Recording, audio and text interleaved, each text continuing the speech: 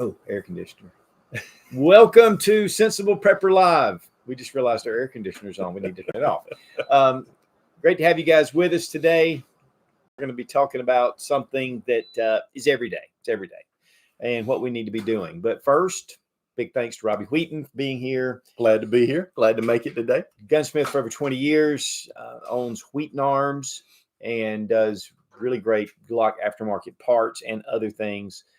Also, he has the Robbie Wheaton YouTube channel, which the link will be down below in the description. Just check it out. And former, Marine. Boy Scout for big kids. Big Boy Scout, just all around good guy. And also, we really do appreciate Sarah Mack for, she'll be over monitoring the questions. And when we take a break, our air conditioner keeps coming on and it's loud. Sorry, guys.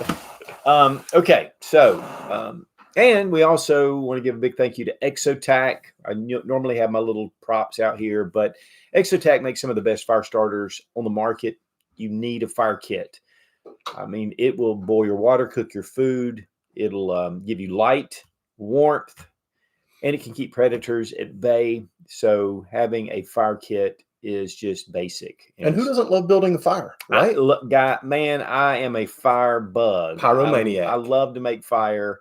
And, one thing too about that is, a lot of times people, they go, oh, I've got a lighter and I'll put some sticks together. Mm-hmm. If you haven't built a fire, it's not as easy. It is easy once you understand the principles. That's right. To a point. Now, it can be not easy sometimes. But if you understand the principles, it can be very easy to do. But if you don't, it can be very, very difficult. Well, it's just having the right tool for the job. Whether it's your fire steel, whether it's your tinder, dry wood to be able to burn, just having the right materials and the right tools and knowing the order to do everything makes building a fire much easier. Yeah. And two, not just piling up a bunch of sticks. That's and right. You're not getting that draft under it. So, there's some things about it. And it's one of the things really, it should be a basic skill that you know. And the reason why I'm even saying that, because some of you guys are going, I don't know how to build fire. And that's great. But we had a fire clinic last year with our prepper group. And it was a lot of work to get everybody on board because a lot of people had the fire kits, but they hadn't tried them out. So it's all good until you run out of gasoline. Yeah. Yeah. You don't want to do that. Okay. So we're going to talk about some things, and this is pretty basic in a sense, but maybe something, that you haven't thought about. One of the big things about prepping is we get focused on, the food, and we get focused on, okay, we got our water, we got to do this. Long-term preps. Yeah, getting our prepping together. But, sometimes just there can be a daily or a personal SHTF situation. And two, nobody knows when something could go sideways. That's right. The big thing is it's like, during the attempted assassination of President Trump, the counter snipers are trained to look way out. They're not trained to look up close. And a lot of times you miss what's right in front of your face. Right. And that really kind of goes along with what we're talking about today. Don't overlook the things that are right in front of your face that you should be doing on a daily basis. Right.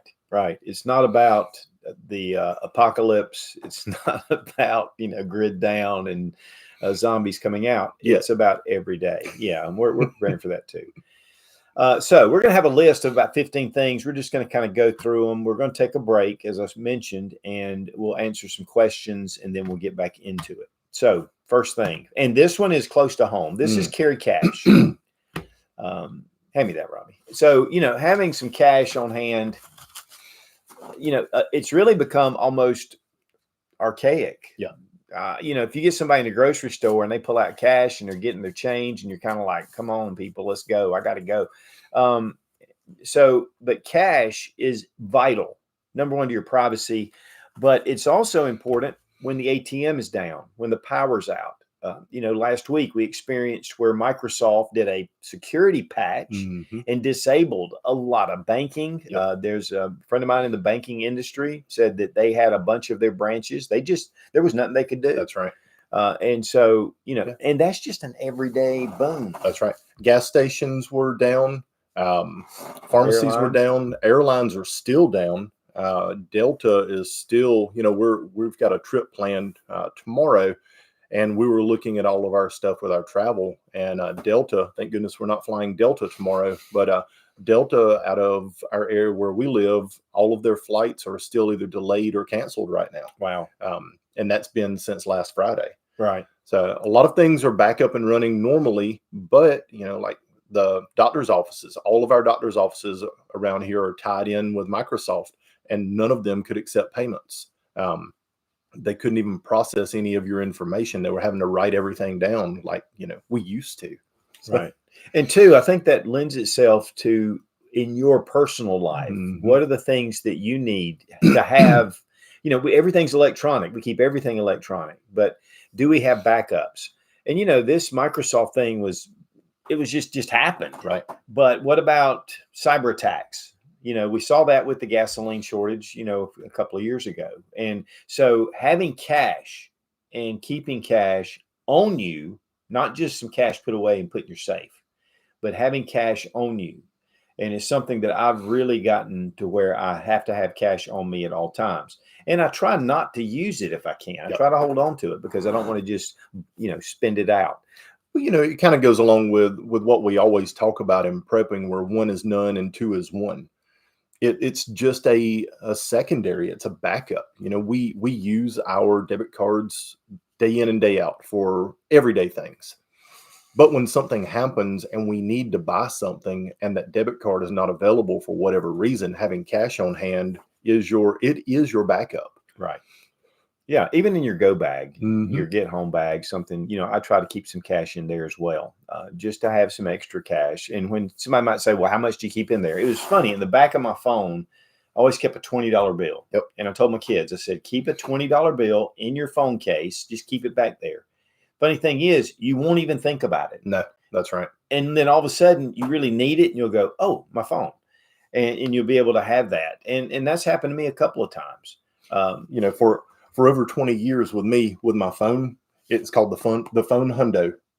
There's a phone hundo stuck in here just in case, heck, you stop and get gas now, you're going to spend $60 or $70 putting gas in your car. That $20 isn't going to go a long way anymore. And you talked me into moving it up to 100. Yep. So, and two, maybe in 520s. Right. And also I've realized that even with cash in the back, you can still wirelessly charge your phone, which I think is interesting. So cash, big deal. Make sure you have some cash. And two, sometimes you just happen to be in a spot where somebody has something for sale on cash. That's and right. It's a tremendous deal. And you just happen to have cash, especially with handguns or rifles. Okay. Yeah. Hey, those deals can come. People get a little desperate. You got some cash, and that helps you with your preps. That's right. If you're doing the right thing. Number two is keep your gas tank at least half full. Yep. The thing is, you're driving along, you're getting down a little below half. It doesn't take just a few minutes to run just pull into the gas station, top it off. I am terrible about doing that. And that's one thing I have to be careful of. Well, it's the optimistic versus pessimistic point of view. Is the glass half full? Is the glass half empty?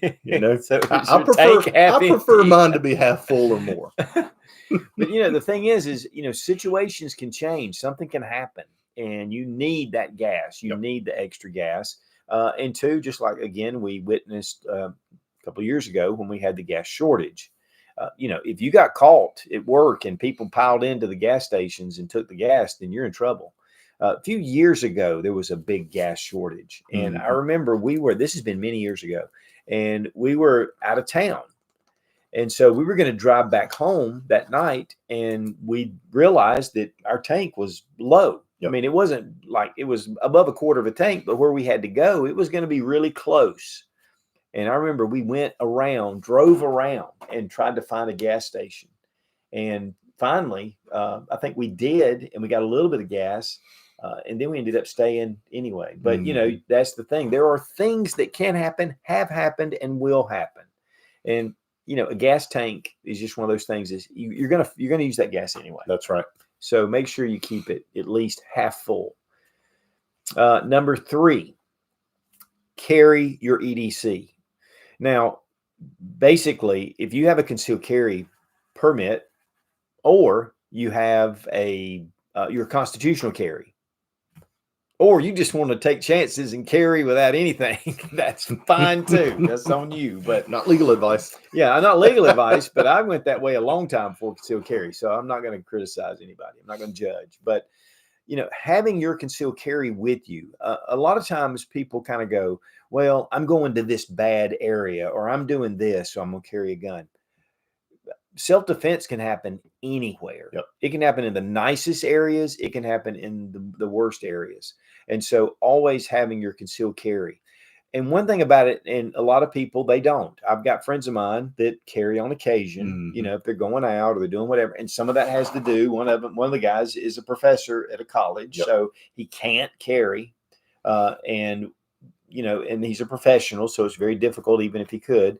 But, carrying your gun, and some people just, I'm not carrying it. But, the thing is there comes a time sometime, maybe it's with your family, where they're vulnerable and you haven't carried your gun, you don't have it, and something happens to your family, not even to you, or to some innocent person that you could have helped with a firearm. Now, EDC is not just concealed carry, and some of you guys, you can't conceal carry. So, having your knife. Knife is a universal tool. That's one of the first tools man created, and it's something that you can always use. Having a flashlight in your pocket.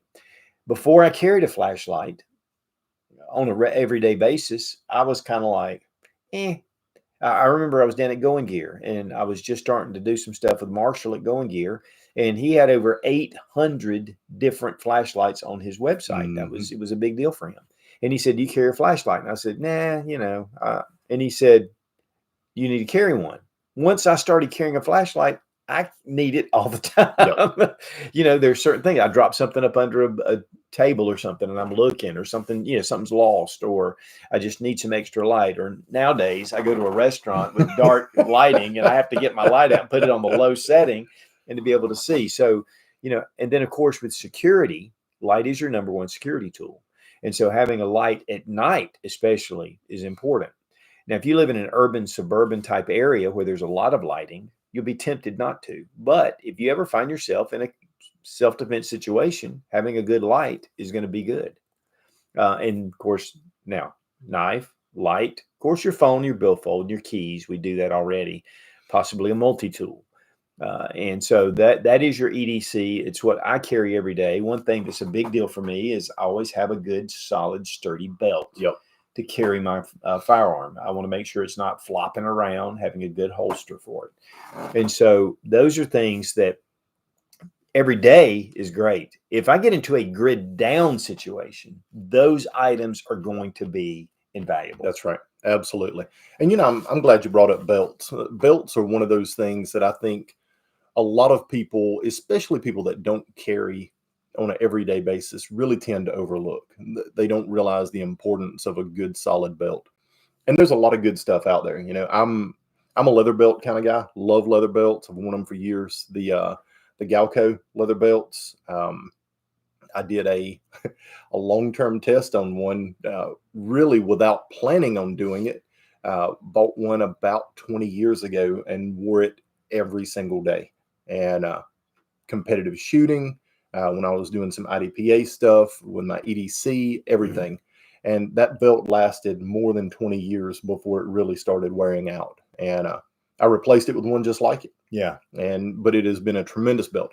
There's areas where a leather belt is not ideal, where a good stiff nylon belt is more useful. Right. Especially in like a grid down situation or SHTF situation, I would go with a nylon belt over the leather belt. Yeah. Just because it has multiple uses that a leather belt just doesn't offer you. Yeah. There's a number of different type belts. I wear a leather belt on a daily basis, but there are times when I'm dressing up, when I'm going out to dinner or I'm going somewhere, going to church, I'll wear one of those more nylon belts, and they ratchet, and I can get it just where I want it. And it makes it really nice, and it helps conceal my firearm. That's another thing. If you have a loose belt, number one, that is your platform. So when you're drawing from that belt, if you have a loose belt, your holster is going to be loose. You're not going to be able to have a consistent draw. It's going to slow your draw stroke down tremendously. Right, and maybe get hung up. That's right. So having a good solid belt, the belts I've had a Daltec Force. I had a Galco, and I did competitive shooting with it. Yep. And then I got bigger. So I don't know how long that belt would have lasted otherwise. But I have Daltec Force. I have worn those for about 15 years. Yeah. And I have one that is I've actually worn it, and it's very comfortable. Yeah. Very comfortable. Still a decent belt, but I've moved on to another Daltec Force belt. Mm-hmm. But there's a lot of good belts out there. So that's a very important tip. And I'm glad you brought that up, because that's important. The belt is your platform. It's where you draw from. Number 4, keep your electronics charged. Yep. Now we kind of do that, and especially our phones. If we're using them a lot, we can run the battery down. I love it because kids, seems like teenagers, kids, even young adults, Mm-hmm. they're always trying to find a charger. Either that or their battery perpetually stays at 10%. Yeah. And it's funny to me because I don't use my phone as much as that. So my phone, typically I can take it all day long. I don't have any problem. By the time I get in that night, it's at like 80% still, and I have a wireless charger I use. But making sure though, and 2 car chargers, I have now, in fact, my youngest son left it in the car, but it's one of those things that is for your, hands-free kind of thing. And it also charges your phone. Yep. And I love that. So I can just put it in there and it's constantly charging. I did have a situation a few years ago, or a couple of years ago, where I was out and I didn't have my car charger and my battery was running low, and it was a problem. Yep. So, having that, keeping your phone, but it's not just your phone. Also, like flashlights, keeping those, make sure they're charged, make sure that you're keeping them charged. A lot of the flashlights now, like my Olight flashlights, I have a bar, and I can just set it on the bar, and that's what I do. When I come in at night, I take off my lights, I put them on the bar. I say lights, I usually carry just one, but I put it on the bar and it's charging overnight. I don't have to think about it. I tell you, I make it a habit. Every time I get in my vehicle, I plug my phone up. Yeah. If I'm driving somewhere, as soon as I get in the car, I plug my phone up, whether I'm using GPS or whether I'm not using it, but it's just a habit. And that way it tops my battery off. Right. Some people say, well, your battery won't last as long. Hey, iPhones don't last that long anyway. Right. The batteries are made to die or something. I don't know. Well, you got to get the new version right as soon as possible. Exactly. But so, I don't worry about that. I plug it up when I get in the car, so I know that it's always got a full charge. I've got one of my Olight flashlight chargers in the car. And when I get in the car, my Olight goes on the charger in the car. It's just habit. That's what I do. That way it always tops off the battery, and I always have a full charge on everything. Right. Because it's kind of like keeping your car tank full. Keep the tank on your car full. You keep your flashlight and your battery full. Right. And any other electronics, that you're possibly using. Okay, let's see. Number 5, and this is kind of correlates with that, is just have some kind of battery backup power bank. Yep. Handy. One thing that we always try to do, speaking of keeping things charged, is when we know that there's a storm coming up, if there's a tornado or there's a thunderstorm or something where we know the power could go out, we make sure that we have everything on their charger. We just go ahead and get them on chargers, right before the storm hits, and they're going ahead and charging. But having those battery backups, that's in case you have the power out or you're away from any kind of power source. Right. So, and I always keep those in my go bags, my get home bags, bug out bag, whatever. And you can even get some that are solar, have solar panels on them. So that gives you just some options to be able to keep it charged if you're away from any kind of power source. And there's a lot of good systems out there. That, and you can get the small ones or you can get the big ones. There's a lot, it's just according to what capability you want. It doesn't mean you have to keep it on your body. And then one thing about this is a lot of times with the everyday is some of this stuff, you just have it in the general vicinity where it's close to you. For me, it's funny. Multi-tools, I don't carry a multi-tool. I don't either. I just don't find that I need it that often for me, for what I do. But I have one accessible always. Always have one accessible. So, I just want to make sure I have that. Okay, we're going to go. And that's the big difference between 15 things a prepper should do every day versus 15 things for EDC every day. Right. The things that we do every day for a prepper they're not necessarily things that we carry, but they're things that we should look at and focus on and do every day, not necessarily EDC stuff. Right. But EDC means you're just prepared. Yep. It's your everyday preparedness and on your personal body. Okay, we're going to go to one. We're going to go to the next one. Then we're going to go to some questions. Just want to give Sarah Mack a heads up. Number 6. This is a big one. Situational awareness. Situational awareness is just being aware of your surroundings. A lot of people are not. They just kind of go along life. They're not really paying attention until they hear a loud noise or there's something really strange going on. Then they may kind of look around. You see people all the time, they've got their phones out and they're just kind of like messaging and there's stuff going on. And I'll tell you guys, I get on this phone, even in a crowd, and I'm lost. I don't even know what I'm, and so making sure that I'm at least in a good, secure spot. Maybe my back's against the wall. Maybe I'm somewhere where I can get on my phone and take a message, or just somewhere where I'm in my car and when I first get in. But not walking through the parking lot, messing with your phone, paying attention. A lot of times people they're just in their mode. That's right. They're in their world and nobody else is in it. Gas pumps are one of the worst. Oh yeah, gas stations. People stop at a gas station to get gas in the car. Their backs to everything. They're facing their car. They're not paying attention to what they're doing, or they're on their phone while they're pumping gas, not paying attention to what they're doing, and they're just a vulnerable target at that point. Well, if you ever watch Active Self-Protection by John Correa, it shows actual event surveillance video. And one of the big places that people have violent encounters are gas stations. They're not called stop and rob for a reason. That's right. I have a good friend of mine that's a cop that calls it that. He goes, in fact, I have this one guy, the cop was telling me, there was a guy that was on the force. He was fairly new, and he was walking up to the store, and he's like counting his change while he was walking up to the store. Mm-hmm. And he's counting his change. He opens the door and it's being robbed. Yeah. And a guy has a shotgun pointed right to his face. I mean, he had no idea. One of the things I do want to say is when you're getting ready to enter into a business, look around before you go in. Usually there's windows out front. Just kind of peek in before you actually go in, especially gas stations. When we travel, we're stopping at different stations all along the way, and make sure that, do the people look nervous inside? Is there something going on that kind of makes me wonder about what's happening? And so just be aware. So there are different levels, though, of situational awareness. There's the white, which means you're just oblivious. You're just living life. You're not really thinking. Maybe you have your mind on something else. Comatose. Yeah, you're pretty much just whatever. You're on autopilot. Yellow means, and this is where I pretty much stay, is I'm aware of what's going on. I'm looking around. I'm not paranoid. I'm not like freaking out. I'm not going, what's he doing? What's he doing? I'm just kind of going, I'm notice somebody over there, notice something going on over here. Very relaxed, but just part of my life, And then it moves up to orange, which means, okay, there's something that's going on. There's some things that are going on. And I'm going to try to avoid that, or, I'm going to try to see, I have some time to get out of the situation. Maybe there's red. Red means you're in it. You've got to take action. Whatever it is, you need to take action. And so those levels of situational awareness, it helps you to be ready at 11, at yellow, so you can look ahead and think, okay, I'm in yellow, but if this happens, I move it up. So those are just the different colors of situational awareness. Okay, let's go ahead, and if Sarah Mack has some questions. Carrie OKY2 says, when storing water, do you treat it as you store or when you get ready to use it?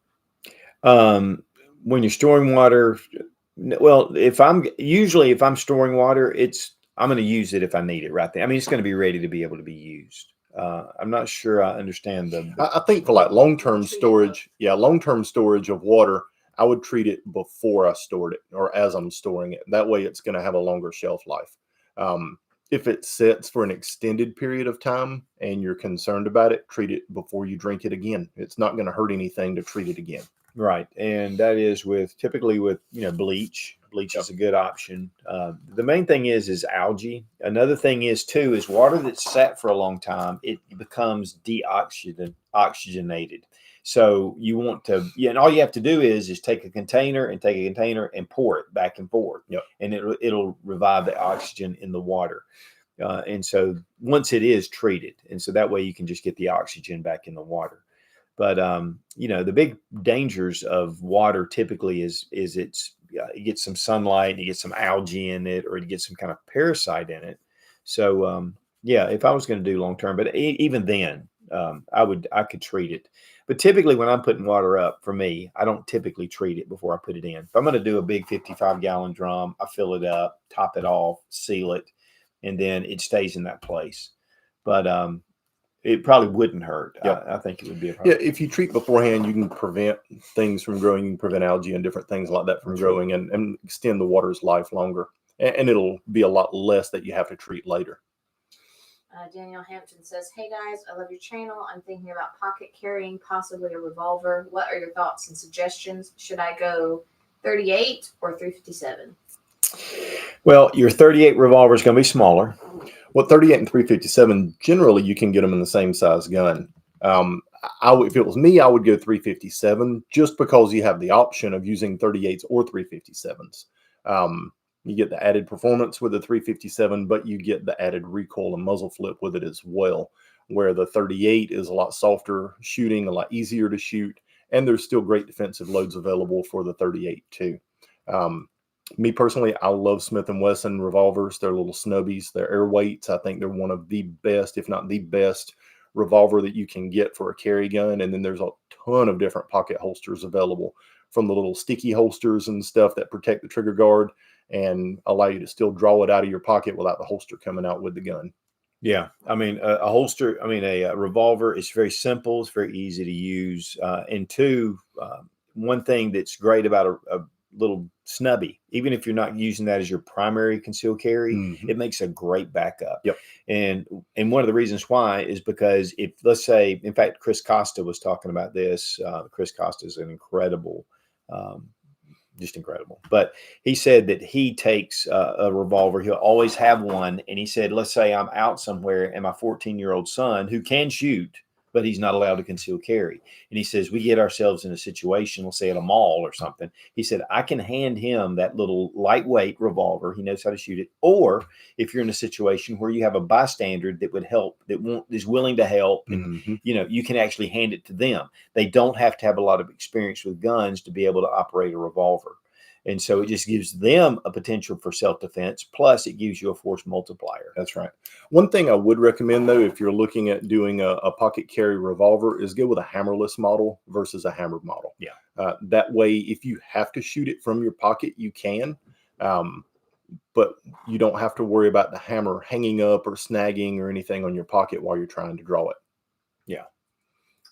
Damien says, "Hello, guys. Is it better to wait for a Mountain House to have deals or save money for a freeze dryer?" Well, freeze dryer helps you to, number one, learn how to do the freeze dried different things. And especially if you're continuing, you can, even if you can't get Mountain House for whatever reason, or Thrive or some of these, foods, it gives you an ability to control it, and you can have pretty much what you want. It's just that, and if you're like some people, which I can do this at times, I can get something with all intentions and not do it. So, but if you're going to get it, I think that in the long term is a better option. Absolutely. From a self-sufficient standpoint, being able to freeze dry your own food is always going to put you further ahead than buying it from someone else. It's the difference between growing your own food at home versus going to the grocery store and buying it. So totally recommend buying the freeze dryer for yourself. Well, and two, like you have a group, sometimes you could even have, some other people could use it. That's right. It wouldn't have to be something you use. So, you could really get ahead with that. So I think that's a great idea. I grew up, my parents did that. We didn't freeze dry, but we dehydrated a lot of food. Yep. And, it was great. And, it, has a lot of nutrients and more, and it's really easy to use and to eat. And it's fun. It's a great project to do too with your family, which is also a plus. Okay, one more, and then we're going to go back.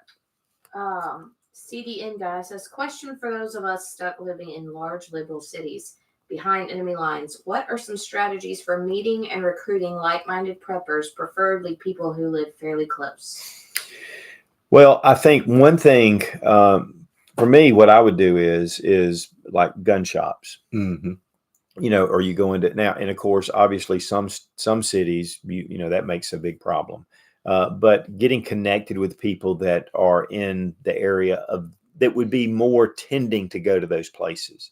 If you have, like for me, we go to church, so that would be one thing that I would make connections at a church Yep. sometimes, and it's even in the liberal city sometimes. There's a lot of people that have different mindsets, but there are typically people. And and the one thing is that finding those people, which makes it a little difficult, is you can like say something, like just what I call fishing. And it's the same thing with the prepper group, building a prepper group, even in a more of a rural area or a smaller city. Is you don't want to come off going, hey, I prep, you prep, I prep, but instead make a statement of what about this that just happened, and see how they react to it. Hmm. Well, just like, well, whether it's assassination attempt or whether it was something else, the economy, just saying, hey, what do you think about the economy? Yeah, and then you can kind of feel what they're doing and kind of just see. But yeah, it's tough, but I would go to places where more where people that are preppers would be. Yep. And those are, it's not like you go to a standard outdoor center or something, but Well, and too, there's with social media, what it is today, there's a lot of times there are private groups in your area on social media. That's, you can do a little search on social media and see what you can find that way. You could very well find a group that's already there, or people that are looking to put a group together, right on social media. yeah, It's there's definitely a good option. well, there's an upstate preppers group, Hmm. and Yep. it's not a formal group. It's where people come together, and groups will even show up, Right. and so they can kind of coordinate with each other. And so, yes, Facebook. As much as I hate Facebook, Yeah. but that is a great resource for community, and so you might be able to find preppers. One thing I would be concerned about though is, and I wouldn't be concerned about the feds or anything like that. I mean, you don't want to hook up with any prepper group that's got nefarious things going Yep. on anyway. But I don't think they're monitoring prepper groups and stuff like that. Well, and another great area is Mike Glover's American Contingency. American Is contingency. another great resource for networking with like-minded people in your area. Yeah. And maybe the best of all for finding people that are of your like mind in your area. And we've had some different groups here, Mhm. Veritas and some others that have Yep. formed that are working together. So I think just being aware, keeping your head up, and Yep. kind of following some things that are going on in your local area, I think you'll be able to find some places maybe to connect with some people. Absolutely. Okay, let's go to our next situation, number 7, and this kind of falls in line with what we just asked. Absolutely. Is stay informed. Staying informed, of course, obviously, if you want to get connected with different groups, that's a way to stay informed. Local is really important. We tend to nowadays, just at least for me, is I'm looking at news on the national level, or I'm looking at news on the big level. Look at the world level, look at this, look at that, and not looking at the local news. And the local news those are things that are going to affect your life as an individual on a daily basis. So that's one that you really need to focus on. What's going on in your area? And there could be a protest or something going on in town. You don't even know it. My father-in-law, that happened to him one time. He was driving downtown. It was in Chattanooga, and he pulled up to a red light and found himself in the middle of a protest. And a friend of his called him while he was there and said, "Hey, there's a protest going on so and so street." And he goes, "Yeah, I'm sitting in front of it." And so having some ideas about what's going on in your area, and being aware. Now, you need to be aware of national, you need to be aware of global, but just staying informed. And for me, sometimes I get mixed up. It's like when the assassination attempt happened, I had no idea for a couple hours, and then, well, no, it was less than that because I started getting messages. But it was a while. I wasn't paying attention. All of a sudden, Shannon starts knocking on the door, and she said, "Hey, have you heard what's happened?" I'm like, "What?" And she told me, and I was like, "What?" So sometimes we can get into that blackout mode where we're just kind of off the grid and we're doing our thing and we're not paying attention. And guys, you got to be careful not to get obsessed with it. That is one issue. So stay informed, but try not to get obsessed. Because I think what happens is a lot of times, we need to get a 30,000 mile view or 30,000 foot view and look down and go, okay, this is happening here. This is happening here. This is happening here. How's that affecting me? It's not really affecting me. So let me just think about, bring it to end of what is affecting you. That's a big thing. Worry about the things, worry about the things that you have control over, that you can control. Don't worry and get yourself worked up about things you have no control over. Right. Unless there's a Russian sub, 60 miles off the coast, and you think, okay, well, maybe we need to think about some stuff. But you're right. Maybe we do need to dig that bunker this weekend. Hey, that's local right there. That's local. Okay, number 8, medical. Guys, I keep trauma kits. Well, we keep trauma kits all around, because especially when we're going to the range, and we keep one in the vehicle, we keep one at the table. We have everything laid out. But having medical kits, I have medical kits right here in my studio. I have medical kits in my vehicle. Yep. We have medical kits in my go bag. And so having them, you don't have to wear them, which there's some really good options. Yep. I know John Lovell, a couple of years ago, he sent me one of his ankle setups. And, if you're going somewhere, you can wrap that around your ankle, wearing long pants. Now, short pants, it look kind of funny, but, look like an ankle monitor on. But, having that, a lot of times cargo pockets are great to throw in a tourniquet and a compression bandage or whatever.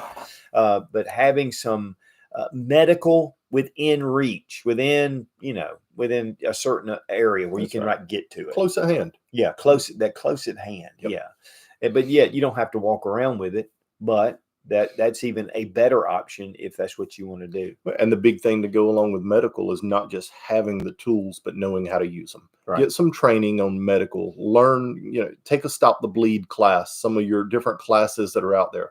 Red Cross offers classes. There's just about every state in the country has people that teach different Stop the Bleed and then trauma classes that you can take and really learn how to use the tools that you have in your tool bag. Right.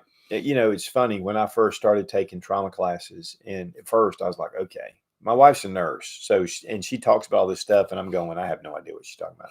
But, but when it comes to basic trauma and first aid, it's not black magic. Yep. There are principles that you learn and you go, oh, okay. So that's also a beautiful thing. So keeping medical every day, keeping it somewhere in your general area. Get home bag. Now, get home bag, it's in my car. It's always in my car, and my car's right there. So, I have my bag. I know where it is. If I'm going somewhere, my get home bag's right there. No matter where I am, typically. Now, one problem is, let's say I have a friend of mine come by and go, let's go to lunch. And he picks me up. We're driving down the road. I don't have my get home bag. Yep. Well, honestly, really, I should grab my get home bag, throw it in his back seat and say, well, this is what I'm carrying. I just don't want to forget it. Right. But, having those items, especially in your get home bag, because those are items that can get you home if you need to. And there's a lot of things in there that I have used over the years, just on regular times, just any time. So it's something that I like to have around me. Absolutely. One thing too is, if you're going somewhere with your wife or your husband, is, especially if you're going on a little way, if it's maybe an hour or so, great to throw in that bag. We're getting ready to go to the beach coming up, and I'm going to have, I have a whole kit. Yeah. In fact, my wife is funny. When we pack, she always leaves a certain amount of room for me to put my travel kit, and it's my get home bag. She has hers already in the car, have my get home bag, and have some other stuff, defense bag and things.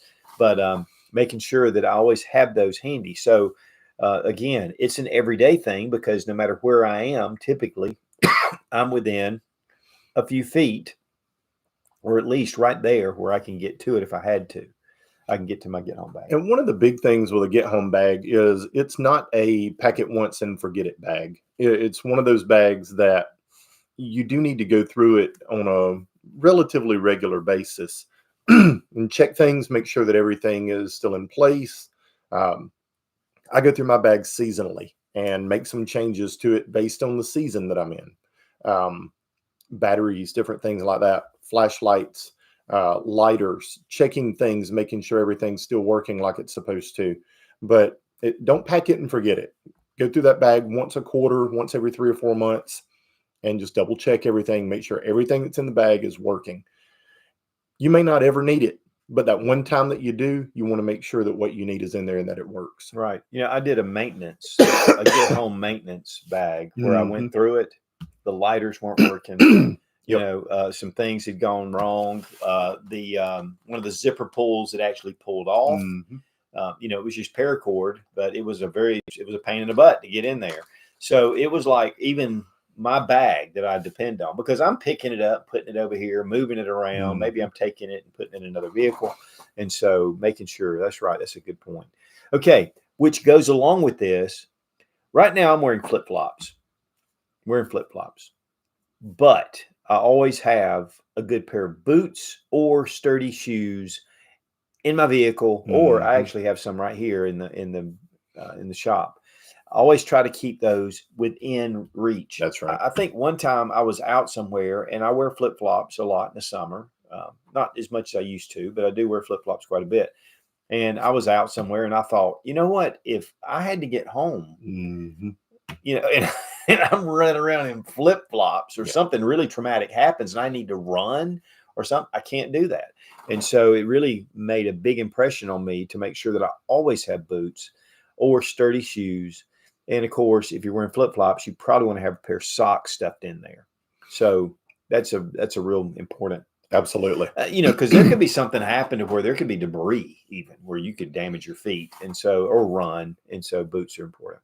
Number 11 is just exercise. Being on a daily, guys, you don't have to go to the Y and work out and do all that stuff, which is really important and good for you to do. For me, I take martial arts. That's a great form of exercise. Just walking. Walking is something that anybody pretty much can do. And it's something that builds up your cardio somewhat, and it gets you physically mobile and you're moving. We live in a very sedentary type lifestyle a lot of times. And so we don't get the exercise we need. Well, one of the big things I always recommend is walk at least once every other day for at least an hour with your get home bag or your bug out bag on your back. Right. Yeah. And it's going to teach you really quickly how comfortable your bag is, how things fit you, what you need to adjust, if you need to move weight around in your bag, and get you used to carrying a load on your back. Everybody's like, oh, I got my bug out bag, or I got my get home bag. Something happens, I'm beat feet, and I'm going to either get home or I'm going to get out of the situation that I'm in. That's all good and great until you put a 50-pound pack on your back and start walking up and down hills, and you're like, I've made it about 2.5 miles and I'm done. I can't go anymore. It will tell on you quickly, and it will tell you where you're at with your physical fitness level really quickly when you start putting weight on your back. Right. And too, it's the type of bag. Sometimes there can be hot spots that form on the bag. You can go, man, this thing is rubbing my waist, or this thing is rubbing my shoulder wrong. And so finding that right bag, and that'll allow you to figure it out. That's right. And you're going, you know what? I'm going to look at some other bags. So, and two, again, like Robbie said a minute ago, when you need it, you need it. You need it to work. Okay, keep a to-do list. And this is something that a lot of times, we're just talking, and Robbie and I, we'll sit here for an hour after live and just talk about very important, universal things that are, change mankind. Global altering. Yes, but there are times where Robbie will say something, and I'll go, oh, I hadn't thought about that. And I'll go, well, maybe text that to me because I know I won't remember. So the big thing is if I have a small list where I can keep a track of it, I can write down things, and that just goes with everyday life. A lot of times we're doing stuff. The other day, Shannon said, hey, run up to the grocery store. I need this, this, and this. And she goes, Jimmy, write that down. I said, it's 3 things. Guess what? I forgot one. Well, I ended up getting it because she sent me a message. Said, what about this? I went, oh, crap. I was going to forget it. So keeping your list, there's sometimes ideas and things that come to your mind and you go, oh, you know what? I need to do that. And you don't want, especially if it's something critical, you don't want to just say, oh, man, that would be really good. And then 3 months from now, go, oh, I thought about that. I'd forgotten. So keeping a list makes it really nice to be able just to to keep those things written down. Okay, number 13, spend 15 minutes a day learning. 15 minutes. And that could be just reading like a book. One thing that I do is I typically read different books. Most of the time it is survival oriented. But then again, sometimes I'll get into Jordan Peterson. I have a collection of his books, and I've been reading through them because that's just important. But it's life changing. But working on myself, and then video, of course. Video is a great way to be able to get different information. And then, of course, articles, blogs, different things. I mean, I have a friend of mine that gets on ar15.com religiously every day and looks through the threads, and he reads the different things, and it helps him with different things he's doing. So there's a number of different things, but be a little purposeful and take about 15 minutes. When I say video, I don't mean looking at TikTok and going, even though there are some cool things on there. There's some benefit. My daughter's come up with some really great ideas on cooking and working with her horses. So there is some things about even TikTok that can be very beneficial. But spend that 15 minutes a day, not scrolling, but really learning some things. You know, what I like to do is pick a specific topic that I want to learn more about. You know, like yesterday, my topic was learning more about this Microsoft outage and really what caused it, and the kind of the root cause of that, and how it happened, what we can do to prevent it from happening again. And so I kind of deep dove that yesterday and spent probably an hour researching that and learning more about that and how it happened. And it was really eye-opening and interesting how interconnected all of our computer systems are throughout the world, and how something very simple that, you know, just does an everyday task for computers to keep them safe can actually crash those systems. Right. How vulnerable we really are. And there's a lot of safeguards in a sense. There are things that happen all the time that are taken care of. My brother's a programmer. And when they're changing over systems, if somebody's buying another program to set up, they have to be right there ready to go just in case something doesn't work. Because a lot of times things don't. So they're like working through the night trying to make sure that they're ready for the next day. And sometimes that just doesn't happen. And that was one of the big things that I saw with this crash that happened. It's on a kernel level or a database level of the computer. And what happened with it was it's written as a driver that goes in there, and the driver is supposed to be vetted and tested and everything. But the way they had it set up was the driver basically ran off AI and updated itself based off of different threats and things. And it picked up on something simple that wasn't a threat and shut the entire system down. Wow. Well, we're very vulnerable. Very. Okay. Number 14, finances. This is something a lot of people, especially preppers, if we're not careful, we spend a lot of money. Spend a lot of money on prepping and doing things. I remember years ago when I first started Sensible Prepper, or even the Sootch channel. It's been 16 years. When I first started, there were people saying, if you haven't done it now, you're just too late. And, you know, stocking up food and different things. And a lot of them were saying, take your credit card and run out and run it up. Go, because they're not going to be able to collect on it anyway. Yep. Well, I mean, you know, those people right now are in a mess. They're still in a mess. And, you know, don't run your credit cards up. Don't spend all the money that you don't have. That's not what prepping's about. Prepping is preparing yourself totally to be in a good position, because we don't know what can happen. You know, the zombie apocalypse, honestly, is like a 1 in a million chances of that happening. It can. An EMP is something that there's a lot more possibility for that, but an EMP, hacking from other nations can shut our power grid down. They already know how to do it. They've already got the protocols to be able to shut our power down. So those are things that can happen. But the big thing that I'm concerned more about is just the economy and where we are right now. And with, you know, the way the interest rates are, the way food prices have gone up. So I want to make sure that I keep my finances as in order as I Mhm. can. We visited our accountant yesterday, spent a considerable amount of time and, making sure that we have things laid out.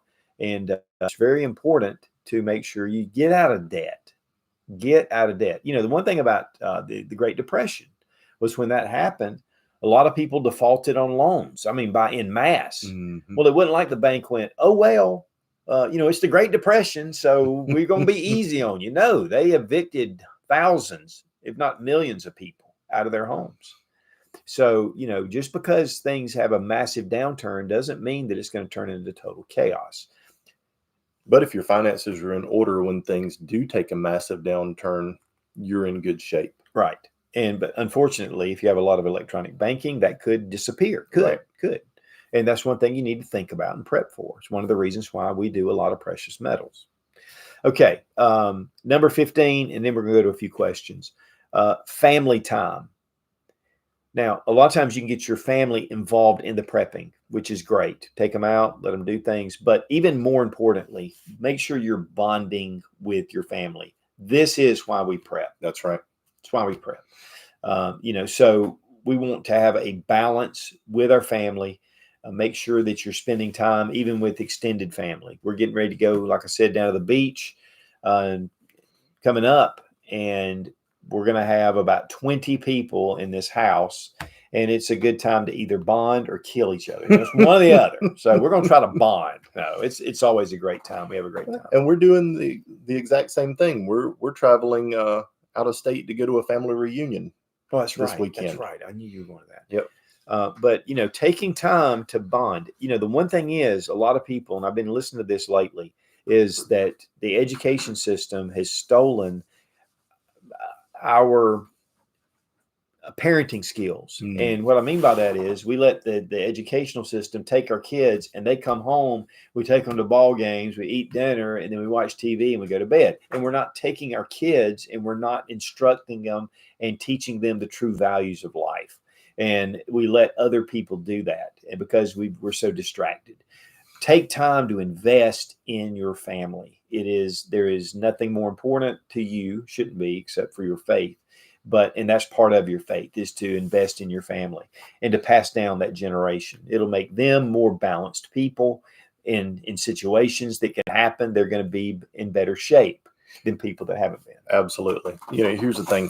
Your kids are never going to remember how much money you spent on them, the toys and the crap that you bought them when they become adults. What they're going to remember is the time that you spent with them. Do you remember when Dad did this with us? Do you remember when Mom did this with us? That time is invaluable, and it's something that you can't get back.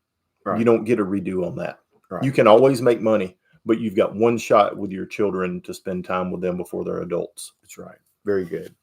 Okay, if we have some questions, we'll take those. Country Living says, is there something inspirational that you recommend preppers read every day to keep on task and keep on keeping on? That's funny. That would be a good way to be able to just daily preps. There may be something out there like that. It's called the Bible. Well, yeah. Yeah, the thing is your spiritual life is really tied in with family, and to me, being balanced and have wisdom and truth and those kind of things to me. But there are a number of different resources, like for finances, your daily thing. Oh, do this. Oh, do that. So knowing the prepping community, there's probably something like that out there, and that would be interesting to find out. But what I would say is check out the Urban Survival's website, Urban Survival. They have these checklists. They have all these different articles. It is a great resource for preppers. And you have to read it, which is great. It's a good way to be able to absorb some things. But that gives you a lot of information. In fact, where we talked about doing, 15 minutes a day learning, it's a great resource for that. And it seems to be very well grounded. But yeah, I don't know of any specific though, but I think that would be cool. Every day you pick it up and you go, hey, work on this, or think about this, or plan this. I think that would be a cool idea. And I'm sure there's some resources out there. Jeff asked, question, is there a way to test gas that you have stored? I give it the sniff test. If you've ever smelled stale gas, it has a very distinctive smell. And that's the way that I've always kind of tested gas, is just give it the sniff test. If it smells stale and smells flat, then I dispose of it and replace it. Your fuel stabilizers are going to help with that, especially with the ethanol fuels that we have today. They're going to help extend the life of it. But even with that, gas is going to have a shelf life. Yeah. What is it for? And I guess it's according to how it's stored. It is. It depends on how it's stored. If it's in a kind of more of a temperature controlled environment, it's going to last longer, prevent evaporation and different things like that. It's going to help it last longer. But kind of the rule of thumb for me is gasoline that's been stored for more than a year without any kind of fuel stabilizer in it, it's probably not going to be any good, or it's going to be very diminished and have some issues. Unknown Prepper asks, question, USCCA versus Law Shield. Well, I've looked at both. I haven't really looked at Law Shield lately. I am a member of USCCA, been a member for, I don't know now, for a long time. I like them. There was something that came up recently that was a little controversial, but the problem is if you defend yourself and you did it outside the law, it makes it very difficult for these organizations to be able to defend you. But on the flip side, if you defend yourself and you have to go to court and be defended because there was questions about how you defended yourself, that's kind of what you're paying for the insurance for, right? Is for them to defend you. Yeah, because it's according to how, right. But if you've broken the law, but it's according to how it is interpreted, right? But I don't know. I mean, I've never had to use USCCA except for some of their other resources, which are great. But we're part of the Platinum member, and our family is all in USCCA. I have heard good things about Law Shield. In fact, I talked to a guy quite a bit about it, but I don't know about a comparison. I wish I could give you a better answer on that, because listen, guys, however you carry a concealed carry weapon, you need to have some kind of protection. Yeah, I've had both over the years, USCCA and US Law Shield. I think I'd probably lean more toward US Law Shield if I had to pick one. Just because of the controversial stuff with USCCA that they've had over the last year or so. I think the problem is it's not USCCA. It's either their insurance companies or their lawyers, and typically they're insurance companies. That's a real pain in the butt to deal with. And one of the big things is, before you sign up with either one, get a copy of the full policy and read through the policy. If you have questions about it, highlight it. Talk with your local insurance person that does like your auto and your home insurance, and have them look over it, because there may be terms in there that you don't know or you don't understand that they may be able to give you more information about. And then there's always Google if you have questions about something that you just want to answer yourself, that you can look up different things. And but really go through each of the policies and compare the policies line by line with one another and see how they stack up against each other. That's a good point. Well, it's 1 o'clock. I would like to get some more questions, but we are out of time. We really do appreciate Exotac for sponsoring today's episode. 20% off using Sootch 20 with the link down below in the description. You need a fire kit. Robbie Wheaton, great to have him here with us today. Great to be here. And again, check out the Robbie Wheaton YouTube channel. We have a link down below in the description. Also, Wheaton Arms, and great resource for Glock aftermarket parts. Some of the best on the market. The flat face trigger is the best, and it's one. And also, you're the official supplier for Palmetto State Armory for their dagger, for all the upgrades. Also, we want to give a big thank you to Sarah Mack for monitoring and asking the questions for us. And guys, the biggest thank you is to you. Thanks for being here, and hope this kind of gave you some ideas about really what you should be doing every day. Yes, there is long term, but if you're not doing the things that are right there in front of you, those are the things that typically we'll rely on. And regardless of SHTF, it could be a personal SHTF. But if something were to happen, doing these things will get you ahead. So be strong, be of good courage. God bless America. Long live the Republic.